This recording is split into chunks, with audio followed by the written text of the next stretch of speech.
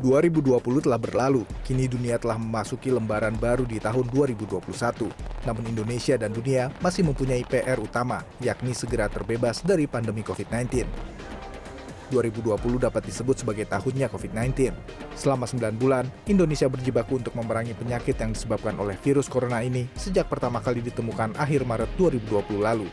Sejumlah kebijakan telah dikeluarkan pemerintah, namun angka tambahan kasus positif harian terus bertambah.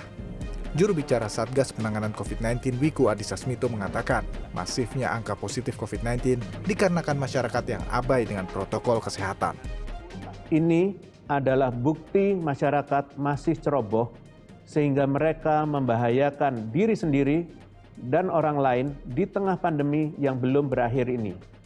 Jika keadaan ini terus berlangsung, ini seperti kondisi di mana masyarakat menggali kuburnya sendiri. Namun sejumlah epidemiolog beranggapan tingginya kasus COVID-19 di Indonesia justru diakibatkan pemerintah yang tidak serius melakukan tracing, testing, dan treatment, serta kurangnya ketegasan pemerintah dalam memberlakukan penegakan hukum bagi pelanggar. Ditambah sejumlah kebijakan yang dikeluarkan pemerintah dinilai bertolak belakang dengan upaya meredam penyebaran COVID-19. Pengesahan Omnibus Law Undang-Undang Cipta Kerja juga mewarnai 2020. Setelah hanya dibahas sekitar 6 bulan, pada 5 Oktober 2020, pemerintah mengesahkan RUU Paket Kilat Pemerintahan Jokowi Ma'ruf ini. Melewati 64 kali rapat pembahasan, DPR RI merampungkan 79 undang-undang terkait yang disusun menjadi 15 bab. Dalam perjalanannya, RUU Ciptaker ini mengalami gelombang penolakan dalam bentuk demo yang dilakukan buruh dan mahasiswa.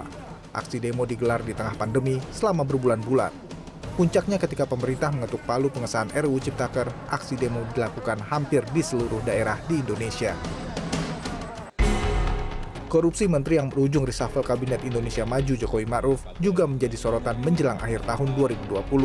Berawal dari terbongkarnya praktik korupsi Menteri Kelautan dan Perikanan Edi Prabowo pada 25 November, KPK juga menetapkan Menteri Sosial Juliari Batubara sebagai tersangka kasus bantuan sosial COVID-19 pada 6 Desember.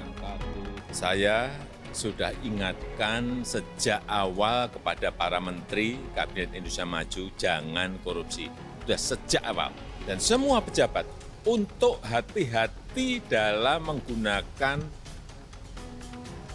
uang dari APBD Kabupaten Kota, APBD Provinsi, dan APBN. Itu uang rakyat. Saya tidak akan melindungi yang terlibat korupsi. Alhasil Presiden Jokowi merombak sejumlah pos menteri dengan nama-nama baru dan menambah 5 wakil menteri yang dilantik pada 23 Desember lalu.